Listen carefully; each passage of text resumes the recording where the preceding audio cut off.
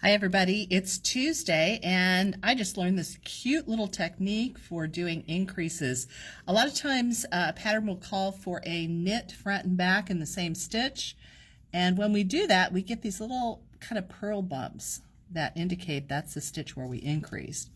Well, this is something that I learned recently and it's a pretty slick technique to avoid those purl bumps.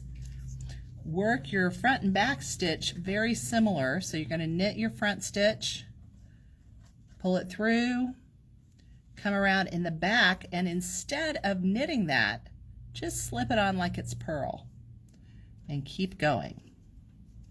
So as you look here, you have two stitches formed on that needle that you'll come back and purl through. Now the cool thing about this is when you come back the other way, that's where I did that increase, that slip front and back, and you can see there's no purl bump.